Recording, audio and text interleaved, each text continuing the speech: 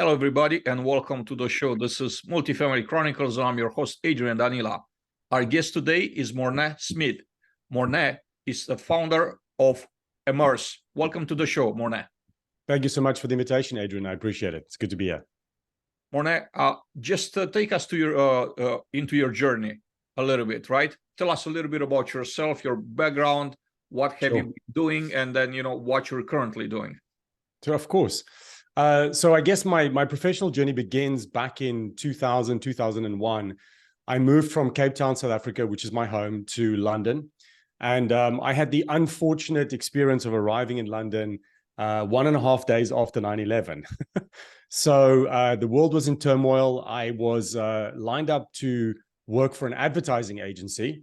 Unfortunately, they had an office in the World Trade Center Tower. So my work visa immediately got canceled. So there I am in London with no work visa. I have very little money, have no place to stay, and no prospects. And long story short, after searching for work for 4 weeks and nobody wanting to take me on, a small IT company in a not so nice part of London decided that they would turn a blind eye to my visa situation. But unfortunately, the role that I had to take was a cold calling sales role. So imagine me coming from the fancy world of advertising where I have big retailers and BMW and Range Rover as clients. And now I'm cold calling from the actual yellow pages. And then I'm driving around London, a city that I've never lived in, and I'm selling Dell computers and Microsoft software to small and medium-sized companies. Talk about a crash course in sales. So actually, my journey into sales was not by design. It was by default because I was desperate to make a living.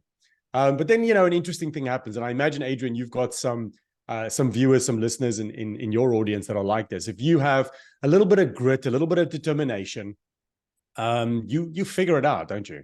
So over the next few years, I taught myself how to sell. I taught myself, how to understand buying behavior, buying psychology. I started seeing patterns in the way that people buy. And I quickly started to realize, I say quickly, it maybe took me 5 years to realize that it's not actually about the product or service that we sell. It's about human beings. It's about buying behavior. It's about pattern recognition. It's about habits and activities. So over the next 17 years, I lived in London. I was a salesperson, a sales manager, a sales director, sales leader. I owned 2 small companies. I exited both of them successfully. And then kind of a little bit later in my career, I eventually became chief revenue officer for a property company. And we did a 10X on that company over a 5-year period. So I had a pretty interesting 17 years in London before founding Immerse, which is my company that I founded in 2017. Immerse is a boutique sales acceleration firm.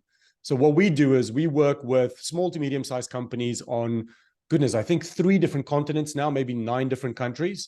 And I think last time I checked, 46 different industries. And really what we do is we help those companies to grow their sales fast, profitably, and predictably.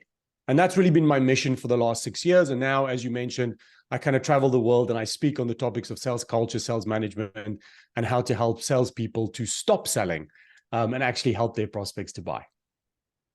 Morne, I want to go back a little bit into your journey. And I want to talk a little bit more about the 10X growth of outcome of the company that you have led, right? Tell us, how did you get to 10X that business, and also what were some lessons that you learned from the process? Because I imagine scaling is not the easiest thing. Well, I know it's not the easiest thing, but I'll love to hear some of the lessons that you learned, and how were you able to get 10 times bigger there? Absolutely. Adrian, I'd love to take sole credit for that one, but it was truly a team effort. And I don't say that just to be humble. I say that because actually one of the first lessons that I learned in us doing that 10X on that company is, one, the importance of having a great sales culture.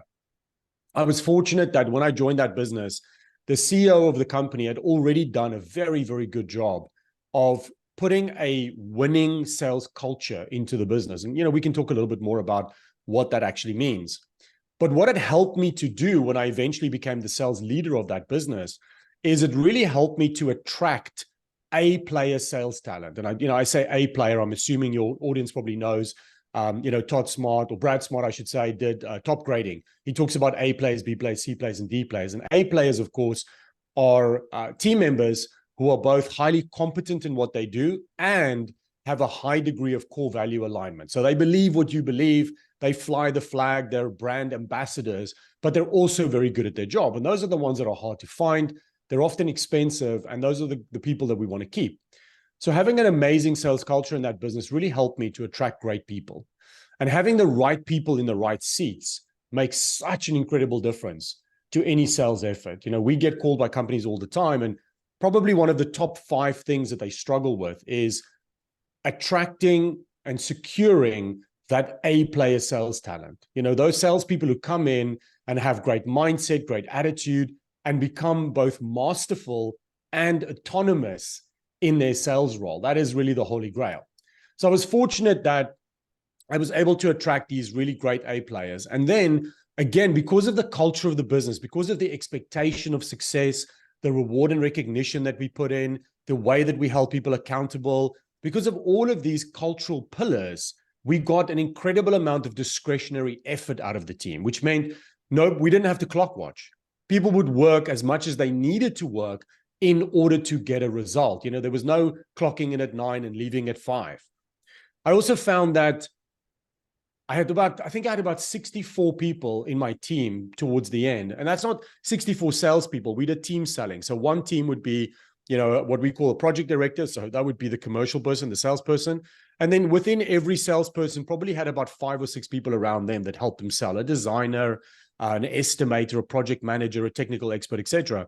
But in this kind of extended team, I had 64 people in the team. And I would start my Monday morning sales meetings the same way every week. I would say, ladies and gentlemen, there isn't 64 best ways to do something. Let's talk about what we learned last week.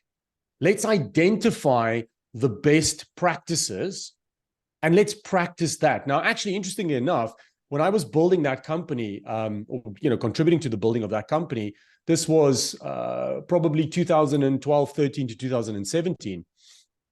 I didn't yet know what a playbook was. That terminology hadn't reached my ear yet. But part of the reason why my company now builds playbooks is because I had instinctively felt that if you could capture best practices and you could practice that, then you would have people doing more of the right things more of the time. And that's really what we were practicing every single day. So I would say great sales culture, attracting A players, having the right people in the right seats. And that's an important point, actually, because so many companies that I speak to will say, Morne, I need to hire a salesperson. And I'll go, use more words. What kind of salesperson are we talking about? Is it a door opener, a hunter? Is it a new logo? Is it an account manager? Is it a farmer? What kind of personality traits? What kind of values? Are they corporate? Are they entrepreneurial? You really have to find the right person for the right seat. And then you've got to capture and codify best practices and practice, practice, practice. And one of the things that I did with my teams back then was really make it a part of our DNA that every single deal, every opportunity that we worked on, the salesperson would buddy up with somebody and you would discuss strategy before you even went to the client. And then at every stage of the sales process, we would practice those best practices that we had identified. And as a result, we had market-leading conversion rate, and we were able to do that 10x with no external funding and no acquisitions over a 5.5-year period. As someone I know says, model the masters. Do you know who that might be? Exactly. Jack Daly says that all the time, model the masters. There's Mr. Daly right there, powered by Jack Daly. I love that, and we love Jack Daly here. He's been an immense inspiration. Like his book on sales, the hyper sales growth, was just something that I never done sales. Like I never had a job in sales. But then when I read that book, that inspired me so much that I've learned so much about just life and human behavior and everything in general. Like I've applied so many of his advices and practices in recruiting, which it turns out it sells too. So absolutely. Your mission statement at Immerse, it's intriguing to me. master sales, guaranteed growth, and predict success. How do you approach achieving these ambitious goals for your clients? Morne. That's a great question, Adrian. So, I think firstly, maybe contextually, it's important to know why it is that I picked that as a mission statement. I was thinking about my journey over the last 25 years, being a salesperson, a sales manager, a sales leader, a business owner. And I thought to myself, when it comes to sales growth and revenue growth, what are some of the things that I desired most? And it occurred to me that one of the things that a lot of business owners, leaders of companies, sales leaders want is actually, if you take that mission statement and you start from the back and you work forward, what we're looking for often is predictable success. It's such an incredibly powerful thing when you as a sales leader or a business owner, even a salesperson, if you have an accurate forecast, if you have transparency of your forward order book, so that it's not every month, every quarter, you're starting from scratch, or you don't know where your business is going to come from. It's very difficult to invest if you don't have visibility of what your forward order book is going to be.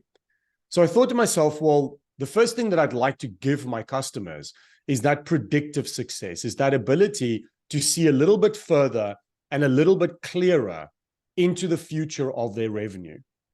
And in order to do that, we need to be able to find mechanisms to guarantee growth. Now, how do you guarantee growth? Well, in my experience, guaranteeing growth comes from understanding your leading indicators of success.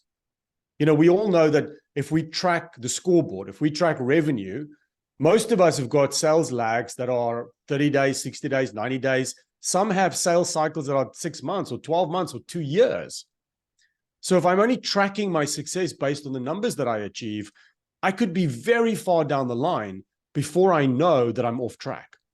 So in every business, one of the things that we do is we help them identify what are the leading indicators of success. What are the activities, the habits, and the behaviors that if you do them consistently, if you do them with energy and enthusiasm, if you identify those best practices and you execute, it is going to have a high success probability. That's how you guarantee success, is by doing more of the right things more of the time. And then coming back to mastering sales, well, what I realized over 25 years is that if you want to master sales, actually mastering the skills of selling is not the most important thing. I find that there is this overemphasis when we recruit, when we train on skills. I have, business leaders calling me up all the time saying, "Hey, Morne, can I hire your company? Can you train us on closing techniques, negotiation, having opening calls, best questions? Can you train my people not to discount?" And the answer is, yes, I suppose I could. But wouldn't it be more valuable to actually be able to measure, quantifiably measure, what is going to move the needle for your team? Because, Adrian, so often, companies struggle with sales not because of a lack of skill. They struggle with sales for a variety of reasons, but oftentimes it's because the mindset of the salespeople is lacking, or they have limiting beliefs. And what we know, because my company partners with the Objective Management Group, and we've got access to data for the last 32 years across North America, across Europe, APAC. And what we know from 2.4 million sales professionals that have been evaluated is that salespeople with a superior mindset and strong beliefs, even if their skills are weak, they will outsell salespeople with strong skills, but who have a weak mindset and limiting beliefs. So if you want to master sales, first and foremost, my advice to any business owner would be actually find out what's going to move the needle for your team. Because for you to spend $1,000, $5,000, $10,000, $50,000, pounds, euros on sales training, when that's not the thing that your team actually needs, that's not the thing that's going to move the needle, seems like a bad return on investment for me. So in summation, I picked it because I believe that to master sales, you need to understand that it's mindset, it's heart, beliefs, and then skills. To guarantee growth, it's about predictable best practices. It's about doing the right things consistently in advance of getting the results. And if you do those things, then you can truly predict success, because there just is a common language of sales. It's not rocket science. And you mentioned Jack's name earlier. You know, one of the things that I learned from Jack, and I'm not sure that he would use these words, but it's a concept that I attribute to him. One of the things that I learned from Jack is complexity is the enemy of execution. I think so often, especially when you have business owners, sales leaders who say, you know what, I'm not from a sales background. You even said it earlier, you know, I'm not from a sales background. What sometimes happens is that those leaders get themselves frustrated with the idea that winning at sales is hard. It's complex. It's all consuming. There's too many moving parts. What Jack teaches and the legacy that I'm carrying on is that complexity is the enemy of execution. Sometimes we just have to pick one thing and then do that one thing consistently. And if you keep doing that one thing, you're going to get better. It's kind of like if I want to get in shape, if I tell myself the only way that I'm going to do this is if I'm perfect. I have to follow my nutritional plan. I've got to go to the gym 5 times a week. I've got to do this. I've got to do this. I've got to do this. I've got to do this. I've got to do this. And if I miss any one of these steps, then I'm scrapping the whole thing, because then I can't get in shape. No, we know that even 20 minutes a day, if that's all the time you have, is better than sitting on the sofa and watching Netflix. It's not about the intensity. It's about the consistency. And that's why I think that mission statement is achievable. Morne, I want to go back a little bit to your remark about sales is not really about the products that you're selling. Mm-hmm. It's about understanding human behavior. I have been, and I still am, a student of human nature and human behavior myself. Mm-hmm. If you're a salesperson, right, what are some things that you have to understand about the potential client from a human perspective, right? Not from a product perspective, like you said. Like, what are some things that you have to know and you have to look for before and during the conversation that you have with your potential client to help you make the sale, get the message through? Sure. That's a great question, Adrian. I've inherited a workshop that Jack used to teach every 5 weeks, a masterclass that we run every 5 weeks. So Jack's now stepped out of that. I'm now running the masterclass. It's a 4-hour masterclass. And one of the things that I teach in that masterclass is exactly on this topic. And I start off by saying, we normally have, I don't know, somewhere between 20 and 100 people on the workshop every time we run it. And I start off by saying, ladies and gentlemen, who on this call enjoys being sold to? And people kind of smile, and maybe out of 100, like 1 or 2 people will put up their hands, but 98% of people would go, no, I don't really enjoy sitting there and having somebody sell to me. So then I say, okay, if you don't enjoy being sold to, what makes you think that your prospect enjoys being sold to? So here's what I'm going to ask you guys. Stop selling. It doesn't work. This idea that somebody's going to teach you to that Wolf of Wall Street thing, sell me this pen, right? But if somebody say, okay, you're a pen salesman, let me tell you about the material that we used and the manufacturing process and the tip and the ink and the flow and the thing. And then what salespeople do is they show up and throw up. Hey, Adrian, let me tell you. My pen is the best. Our production process, our thing, our tip, our ink, Even if you could prove that this was the best pen in the world, no one cares. Because unless you have a problem, unless you're solving a problem that's meaningful to them, they don't care whether you have the best pen in the world. Selling doesn't work. So the first thing that I want salespeople to understand is we're in the business of helping our prospects to buy. If a prospect has a compelling reason to act, they have a pain, a need, an opportunity, and they're looking for somebody to help them solve that problem, to take them away from pain or towards pleasure, then your only job is to make a compelling argument as to why they should have their problem solved by you. And in fact, the way to do that is not to sell them on my value and my service and my knowledge and my experience and our national coverage, and we've been in business 50 years. The best way to do that is to ask great questions and listen. Do you know how many clients we sign in my company? And by the time they sign, they go, listen, before I sign this contract, can you just quickly tell me what exactly does Immerse do besides what we've talked about?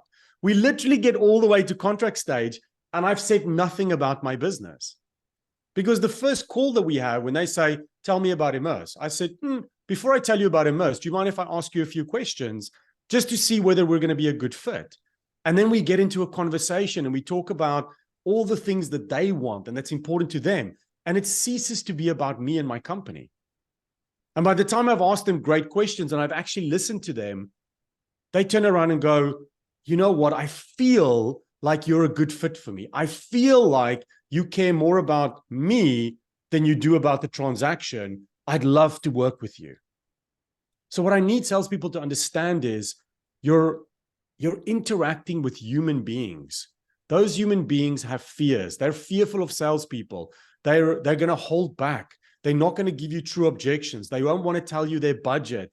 They just, ideally, they would like to not speak to you at all and for you to just send them a quote. But that is the worst kind of sale, because now it's all about price and it's all about a race to the bottom and who can give it to me at the price that I want to pay. What you really need to understand is it's not about your product or service. It's about you caring more about that customer than you do the transaction. It's about you looking at that prospect and saying, here's Adrian in front of me. Let me have a conversation with Adrian like a human being. Hey, Adrian, tell me about why we're speaking today. Tell me about what are you observing in your business right now that worries you, that keeps you up at night. Talk to me about why you think you need external help versus just doing it yourself. And if I keep asking you questions, eventually you're either going to realize that you don't need me or that you do. But I don't need to sell you anything. I just need to be skillful at asking you questions that helps you uncover that you have a problem worth solving. And then we're having a conversation as to whether or not I'm a good fit for you. And if you do that, and of course, there's, this is a very big topic, but if you understand that it's about buying psychology, it's about human beings, it's about pattern recognition. If you understand, another thing that I teach is about personality styles. There's a great book that Jack and I used on this particular topic. It's called The Platinum Rule. Tony Alessandro wrote this book, and Tony says, if the golden rule is treat people the way that you want to be treated, then the platinum rule is treat people the way that they want to be treated. And the idea is that we need to be able to assess very quickly, like 2 minutes, 2 questions. I need to be able to assess when I'm selling to you, what is your personality preference? What is your communication preference? Because if you're a driver, it means that I have to use fewer words. I've got to get to the point really fast. If you're an analytical, it's the opposite. I need to give you details. I need to show you my quality standards, my terms and conditions, my contract terms, my testimonials, my case studies, my production processes. You want to know, you don't want to know what time it is. You want to know how is the watch made. If you're an amiable, it means that you want to make small talk. You want to talk about, hey, Morne, what did you do this weekend? And, how many children do you have? And where you come? Tell me about Cape Town. You want to make small talk because you're a people person. And if you're an expressive, then everything is about thinking in pictures. You want to, how am I going to feel if I buy from this salesperson? What is that going to look like? Now imagine those 4 personality types. Me as a salesperson, I have a great product at a great price. And I'm delivering that to prospects every day. But I do not consider the communication preference of my prospects. That means that 75% of the time, somebody's in a different personality category to me. So my chances of winning that deal goes down. Because I'm delivering the exact same message in the exact same way, but the way that people are hearing it is very, very different. So there's so much that salespeople can learn about the art of selling, about the art of building rapport and relationship before we get into why is this pen the best pen on the market and why should you buy that? That's why it's not about product or service. There's a question that comes to mind, right? Different personality types, and then you're trying to sell, you're trying to make a sell. How about you're in a room full of people and you have to sell? And in that room full of people, obviously you're gonna have all the personalities. Sure. How do you sell to that room? Like that's something that I'm very fascinated about, hearing. And so many of us have, especially if you're in complex business to business, it's very rarely one person making the decision, right? It's normally a panel.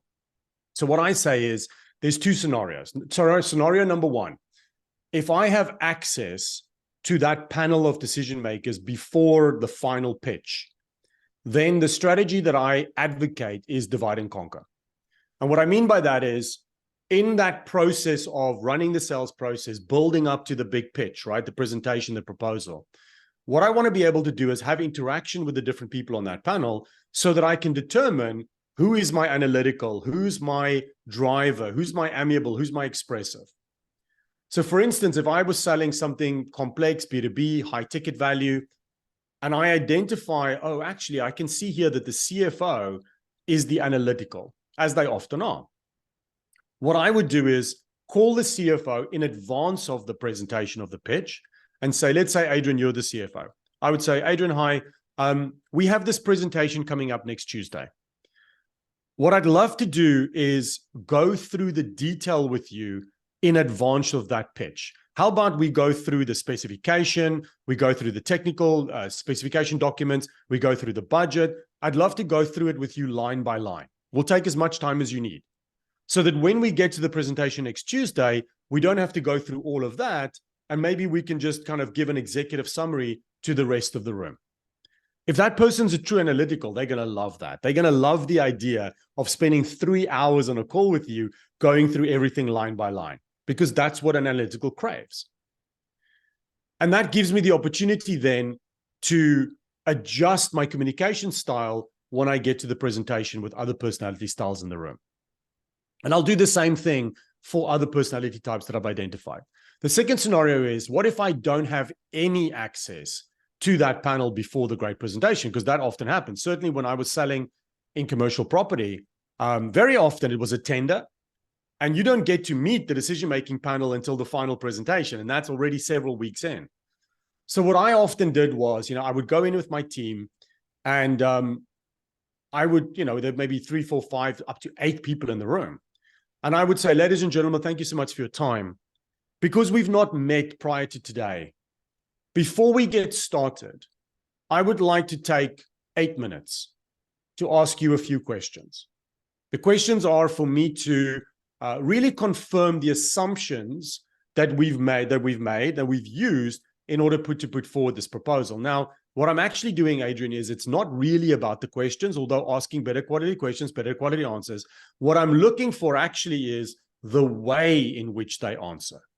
Because what Jack and I teach is there's 2 questions that you're going to ask when you're trying to determine the personality type. The first question is this prospect more assertive or less assertive than the average? More assertive or less assertive? And that tells me whether they're on the left or the right of this little quadrant that we have. And then the second question is this prospect likely to make a decision logically or emotionally? Are they responsive or non-responsive, right? So we teach people how to identify that, and we have a little cheat sheet.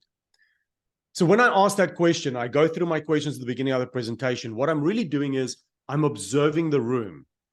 If I have somebody that says, well, Morne, what I want out of this project is, I want my people to feel good and I want the culture to be enhanced. I'm like, expressive, right? If I have somebody that's like almost irritated that they've got to answer this question, they're like, I just want the best price. That's my driver. If I have somebody that says, well, what's really important to us is that you've got to be able to prove that it's not only about this transaction, but it's about the longevity of the relationship and it's about the responsibility. That's my analytical. So I'm listening out for the way that people answer the question, and I'm making a best guess on the spot as to what their personality styles are. And then if you're an elite salesperson, you take that presentation that you have and you start directing messages at people in the room based on exactly how they want to be communicated to. One example that I did many years ago. And thankfully it worked out because it was a big gamble. We were pitching I don't know, it was a big job, maybe 2 to 5 million, somewhere in that region. And we had a panel of, I think, 4 or 5 people in the room. And I asked my questions, and I could see, here is my driver right here. And it happened to be the CEO. And he was what we would call a high D, right? Or like a red if you did a disc profile. And I could see by the way that he answered, he was almost like, just get to the point. What is this questions that you're asking me? Don't be a salesperson, just get to the point. So I walked straight over to him. It was a U-shaped table. I walked over to him and I said, I forget his name. Let's say it was John. I said, John, you strike me as the kind of person that likes to get to the point. And I imagine that you would appreciate if I did the same. Would that be fair to say? And he kind of looks at me, he goes, yeah, that's definitely fair to say. I said, okay, here's my proposal. I have a 60-minute presentation, but I'm going to take the first 15 minutes and I'm going to give you an executive summary of everything that I believe you need to know. What is the problem that we're solving? Why have we agreed that it's worth solving? What's the approach that we're going to take? What's the program? And how much is it going to cost? We're going to do that in 15 minutes. After 15 minutes, you can either leave or you can stay, and then we'll get into some of the detail with the rest of your team. How does that sound? He had a grin on his face. If his ears weren't in the way, I think the smile would have gone around his head. We won that deal. And interestingly enough, maybe a few weeks later, we were on site starting the project, and the COO came over to me and he smiled. He goes, that was clever. He said, the moment you guys walked out of the room, John turned to all of us and just went, unless there's somebody better, that's the company I want to work with. So sometimes it's not about the product or the service. It's about looking at your people and going, how do they want to be treated? Not how do you want to be treated? How do they want to be treated? Fantastic story. I'm fascinated. I want to ask you about your relationship with Jack. Collaborating with him for several years now must have been a very enriching experience. I could tell you that I only have gotten to spend like 45 minutes with him, and it wasn't even in person.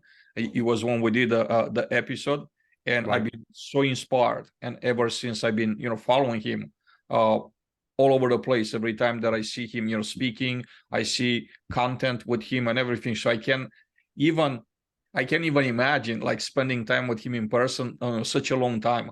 How has his mentorship influenced your approach to sales and management, Morne? Yeah, he's a force of nature. For those people who don't know Jack, definitely follow him, jackdailysales.com. Jack and I now do a podcast together every month. We play golf together. I just did the Grand Canyon with him. So we did the rim to rim to rim, 52 miles over 2 days, 25,000 feet of elevation change. We hiked for 14 hours a day. And Jack's doing this at 74 years old after having just recovered from cancer. He's an absolute force of nature. So having spent time with Jack over the last 5 years has been, life-changing for me. So many lessons. I mentioned earlier about, that concept that I attribute to Jack, which is, complexity is the enemy of execution. And that's really one of the biggest things I think that I've learned from him. And that is, it's not about what you know, it's about what you do with what you know. I've been in workshops with Jack over the last 5 years, especially when we were still doing workshops together, virtual and in person. And then we would have, some of the younger salespeople sometimes kind of comment to me, oh, that was great. And his energy is amazing. But, what he teaches seems a little bit out of date. And I'd say, okay, talk to me about that. Well, he talks about changing your voicemail message and sending handwritten notes. Who does that? I said, exactly. It's exactly because people don't do that Jack teaches it. But it's also about the fact that whether it's changing your voicemail message or changing your little, these little descriptors that we have on Zoom, or, you've got a background and I don't, or it's whatever it is that you do, it's do it with conviction and do it consistently. Jack is all about take action. Jack and I both have a style of speaking. We don't use PowerPoint. Most of the people, groups that we speak with love that. I'll come in and I'll say, there's no death by PowerPoint. And some of the people that don't want to do the work will go, oh, I was hoping you were going to put slides up and I can just cross my arms and kind of like watch the show. And I'm like, no, you're going to get a workbook and you're going to have to take notes. So Jack and I are both old school like that, because what we've understood is, I know, because the Moravian theory tells us, right, that people are only going to remember 7% of the content of what they hear.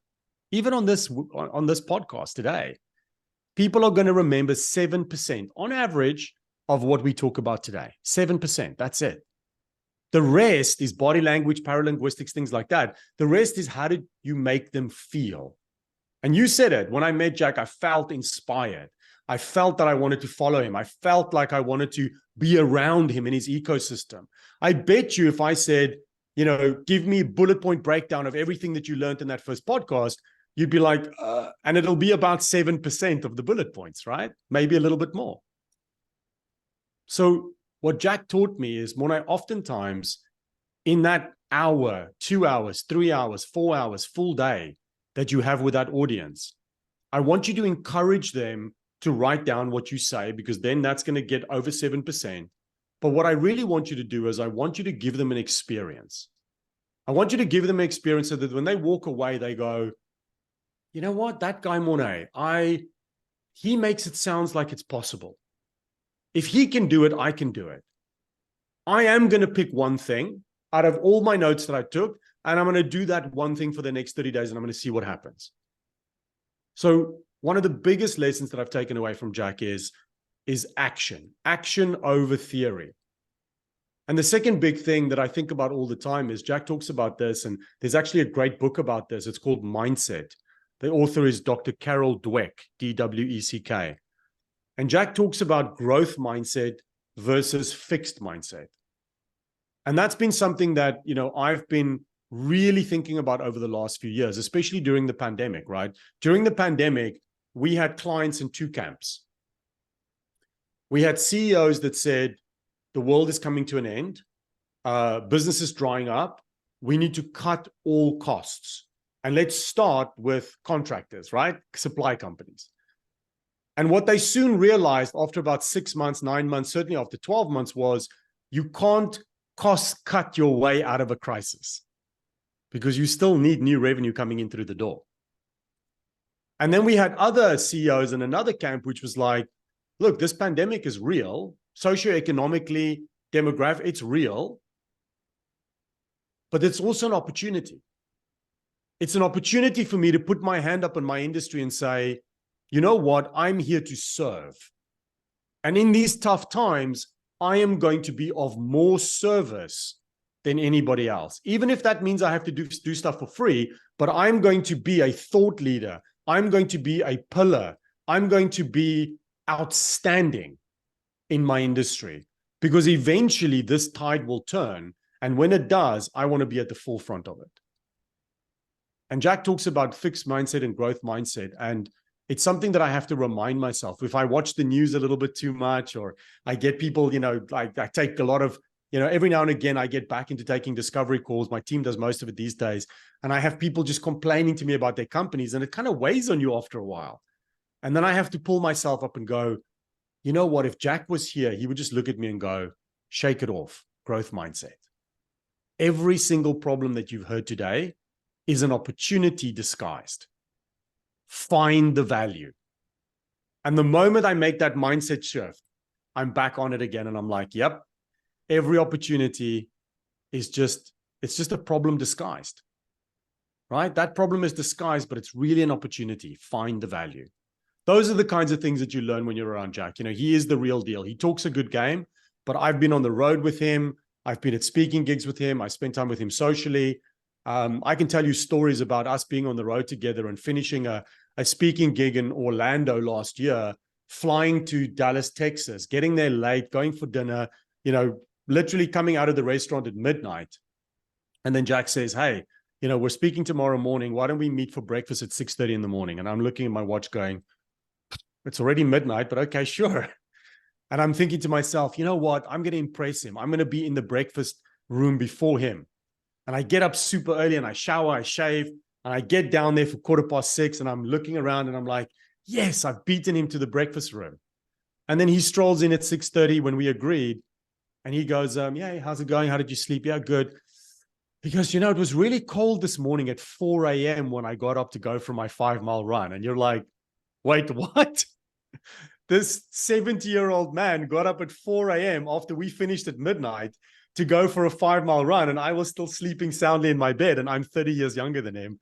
And I'm thinking he is the real deal. He is definitely the real deal. Amazing stories. Thank you so much for sharing here. As I said, a big fan. I can't get enough of these stories. I mentioned recruiting before, right? And my belief is that recruiting is sales. So I wanted to ask you, what are some lessons that recruiters could learn from successful sales professionals? I talk a lot about recruiting because having the right salespeople in the right roles is so important. And not just salespeople, sales managers, sales leaders, my goodness. Very, very big topic. I was actually preparing a talk yesterday. I'm doing a 90-minute talk in 2 days just on recruitment. So let me give you the short answer. For company owners, I would say this. You wouldn't just prospect for new business when you needed it, correct? Nobody does that. You don't say, I'm not going to try anything this quarter. I'm not trying to find any new business. I'm just focusing on the business that I have. And then at the end of the quarter, I'll have a look around and go, do I have enough business? Oh, no, let me go find some. No, that's not what we do. We're constantly prospecting because it's better to have opportunities coming in. And if I don't have the capacity to say no or to say not now, then it is to go, oh, I don't have any business. Now I've got to go find some. So the first thing that I want to tell all business owners is you need to bring a prospecting mindset to recruiting. Good salespeople, good sales managers, A players are not like buses. They don't arrive on a schedule. So we've got to be constantly looking. So Jack and I teach that there's a 4-step process. Number one, I need a virtual bench. What is a virtual bench? A virtual bench is not the leftover resumes from the last time you recruited. A virtual bench is you going out into the market and saying, within my sales team, I have 1, 2, 3, 4 distinct roles. I have hunters, I have account managers, farmers, customer success, whatever it might be. For each one of those roles, who are the 10 to 15 people in my industry that if I could get them, they would change the game for me? Now, these people are going to be good, which means they're probably already employed by your competitors. But who are they? Who are these people? And then, secondly, I need to say, well, in addition to the people in my industry, are there people in associated industries that I could look to? Could I look outside of my industry to find great people? Now, yes, this does take research and it takes time. It takes work, but recruiting is one of the most important things you're ever going to do. Having great people is an absolute game changer in your business. Having underperforming salespeople is a killer of money, of time, of energy. So yes, it does need to be this level of importance and energy. So who's my virtual bench in every role? Can I look outside of my industry? Then thirdly, what is my courting process? Think about professional sports teams. If I have a basketball team, a football team, I'm looking at all the players on the other teams. I'm looking at free agents and I'm scouting. Who are the people that I can attract? Who are the up-and-coming college players or high school players? I'm scouting. How do I scout? By having a touch system, right? Coffee, breakfast, lunch, dinner, birthday card, handwritten note, a gift, a concert tickets, whatever it might be. I'm touching these people. And why do I have a courting system? Because number 4, life happens. That salesperson in that competitor company that you're thinking, man, if I could have that salesperson, but I can't, they're doing so well at my competitor company, they're the number 1 salesperson. You know what happens then?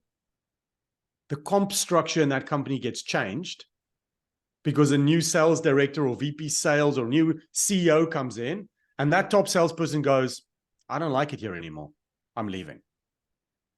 Something happens, and all of a sudden that person that was ungettable becomes available. And if you have a courting process, if you were touching them twice a month, you have a much higher probability of them joining your company. And what we know about having A players come into your business is that a new A player, a new number one, certainly, will raise the performance of the entire team. Everybody who's also an A player or a B player in your company will raise their performance if a new A player comes in. The C and D players will do nothing. And there's an argument that even the D players, we should get rid of them because they do less than 6% of the sales, so you wouldn't even feel it. But putting a new number one into your company will raise the performance. A players do more than 60% of the business. This is a true stat for the whole of North America. So oftentimes we use recruitment as an upgrade tool by doing those 4 steps. And then there's a number of other things that I want recruiters and businesses to learn. I want them to use assessment tools because we can raise the success probability. I want them to be clearer about what is the sales role that you're putting somebody into. You know, the analogy that I use is sumo wrestlers in Japan are world-class athletes in their own right. Tennis players that play at Wimbledon are world-class athletes. How many sumo wrestlers do you see running around Wimbledon? Not many, but they're both world-class athletes. And I tell that story because oftentimes companies will come to me and say, I need a great salesperson. I said, okay, what do you need them for? Well, I want them to build a list and then prospect that list and then warm up the prospects and qualify them and find the clients that want to buy. And then I want them to do discovery and I want them to do the quote. I want them to pitch them. I want them to close the business, then hand it over to production, then make sure that it gets delivered. Then I want to make sure that they get paid. Obviously, they need to make sure that the client's happy. Then I want a referral, a testimonial. Oh, and then I want that salesperson to account manage that client for the next few years. And I said, well, that's not one salesperson. That's 3 or 4 different roles that you've just described to me. And trying to put one salesperson into that role is false economics because they're going to be ineffective. At best, they might win a few clients and then they're going to get busy with everything else and the account management. And once they're busy account managing, they're going to stop hunting. So all you're doing is creating a problem for yourself further down the road. So get really clear about the profile, about the role type, about the roles and responsibilities, the remit, before you go out and recruit. And the final thing that I would say is business owners should pay much more than they think in order to get internal referrals. Weaponize your internal team. Everybody that works in your company should know the sales roles that you want to fill. Offer them $20,000. $20,000. You can structure it over 12 months. Signing bonus, first 90 days, whatever it might be. Offer your people $20,000 to find you A-player salespeople and then watch them bring you some of the most incredible talent that you'll never find anywhere else. The best, shortest recruiting class. Thank you very much, Professor. You're very welcome. I'm incredibly impressed. And by the way, I resonate with everything that you just said. I've been saying this for years. I'm going to clip this part of the conversation and I'll make it really the shortest recruiting class by Morne. You're very welcome. I hope it's valuable to your listeners and your viewers. Incredibly valuable. I want for others to hear it too, from the horse's mouth, like they say, right? One other thing that I want to touch, I know that we're about to approach the top of the hour, but networking is that important in becoming a successful sales professional. And if you would please elaborate on that a little bit. Sure. My short answer would be yes. My short answer is yes, because, there's that old cliche. It's not what you know, it's who you know. And in sales, that's often true. But it's true maybe in a way that's different than what we think. And I'll give you one example. Jack talks about swim coaches. This is a term that he uses. He tells a story about how he became a triathlete at the age of 59. He realized that, well, one problem with that is a triathlon is biking, running, and swimming. And he didn't know how to swim. So he got himself a swim coach. And the swim coach introduced him to the guy that actually created the bicycle that he cycled with, his running coach, his nutritionist, his strength coach, introduced him to his whole professional team. And the story that he tells is, what was interesting is this swim coach and all these other coaches would refer business to each other, but there was no referral fees being paid. So a swim coach by a different name is a referral source, a center of influence, a JV partner. And here's a question that I would ask salespeople. Who else owns your customer? Who else has the ear of your customer? Give you one example. I have a client, they do HVAC systems, right? Air conditioning and that kind of stuff. They do commercial and residential. On the residential side, they were struggling because they're selling it one house at a time. Low margin, low ticket value, tough. Then we did a bit of a project and we said, well, how many new housing developments are being built in your area? Oh, there's a few, in about a 50-mile radius. I said, what if we did a deal with one of those home builders and you could do 100 houses in one transaction? The margin's going to be less, but the volume is going to be through the roof. And because the volume goes up, your purchasing power goes up.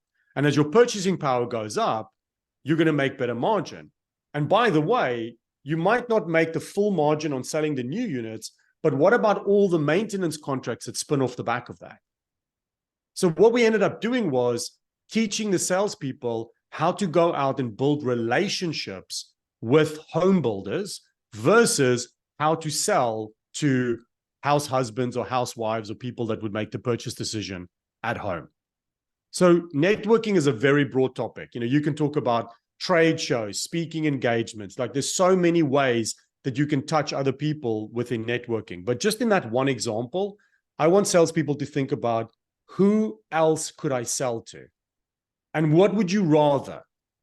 In order to make your quota, would you rather have 10 lead sources that you network with and that send you new business regularly? Or would you rather find 100 clients cold calling and on the cold face? What would you rather? And then you tell me whether networking is important. I'm gonna ask you to send your client to me directly. I'll introduce him to Multifamily. Like when you're talking about scale, if he's in the United States, when you're talking about scale, like that's where scale is. Perfect. In Multifamily. Morne, I know that we're approaching the end of the conversation. I'm super grateful for you coming here today. I have so much more to talk about. Hopefully we can do an episode down the road. I'm happy to come back whenever you're ready, Adrian. Yeah.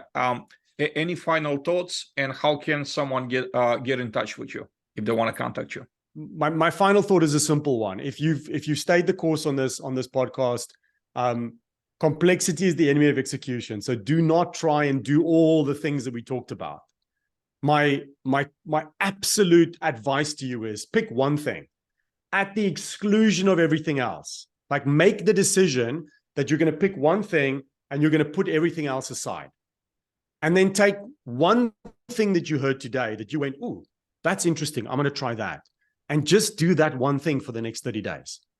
And then see how that's going to absolutely accelerate your performance. Whether you're a business owner, a salesperson, a sales leader, it absolutely works. To get in touch with me, you can see on the bottom of my Zoom there, immersesales.com is my business website. If you want to see what I'm doing on the speaking side of my business, or you want to attend one of my workshops, it's mornesmit.com, MORNESMIT.com. You'll have all my workshops on there. My next workshops are coming up in October 19th. I have a sales management workshop, and October 20th, I'm running my 4-hour sales masterclass. So if you're a salesperson and you want to finish this year strong, I highly advise you to come to October 20th. We're going to get down and dirty for 4 hours and get into how to stop selling and how to help your prospects to buy. But please reach out to me through the website or through my own website, and I'll be happy to help if I can. No, Smit, was an immense pleasure having you, sir, today. Thank you for the wisdom. Thank you for everything. Let's do another episode. And yeah, I hope to get you back here soon. There's just so much more I want to cover with you. Awesome. Thank you, Adrian. I appreciate the invitation. Everybody, thank you for watching us. This is your host, Adrian Danila, and this is Multifamily Chronicles. We hope to see you back here soon again. Have a great day. Bye-bye. Thank you.